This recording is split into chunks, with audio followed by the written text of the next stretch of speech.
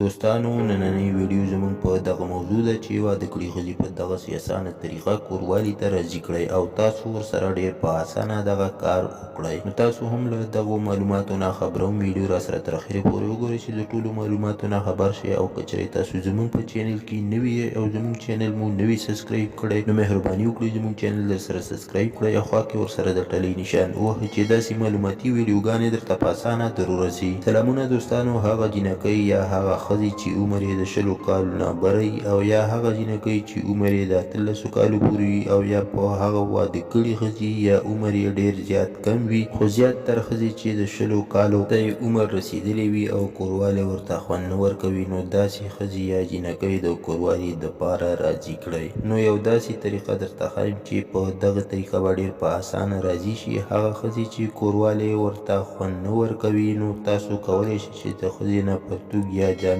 پخپله وباسئ، او که هغه نه غواړي چې تاسو ترې پرتوګ وباسئ، نو چې هغه پخپله هر څه وباسي، نو تاسو ورسره داسې کار وکړئ چې اول ورسره په مینه محبت خبرې وکړئ او هغه د ځان طرف ته مایله کړئ. نو ورسره د هغې چې ښځه په شوق کې راولي، نو د هغې د سینو سرونه په خپلو ګوتو سره مساج کړئ. نو د ښځې د سینو سرونه مساج کولو سره د ښځې په وجود کې یو داسې اور پیدا شي چې ښځه به پخپله دغه کار ته راضي شي او تاسو سره به ډېر په شوق کوروالی وکړي. او کله هم چې تاسو د ښځې د شرمګاه سره مساج وکړئ، نو په دې کې هم د ښځې په وجود کې د شوق یو اور بل شي، او بیا تاسو ته پخپله وایي چې ما سره دغه کار یعنې کوروالی وکړه، او دغه دواړه ځایونه مساج کولو سره د ښځې په وجود کې چې کوم شوق مړ وي هغه را پیدا شي. دوستانو، دا و د نن ورځ معلومات چې درسره مو شریک کړو. که ویډیو مو خوښه شوې وي نو لایک شیر کړئ، چینل درسره ضرور سبسکرایب کړئ. مننه کوم چې ویډیو مو راسره تر اخره پورې وکتله او د بلې ویډیو پورې جوړې. الله په امان.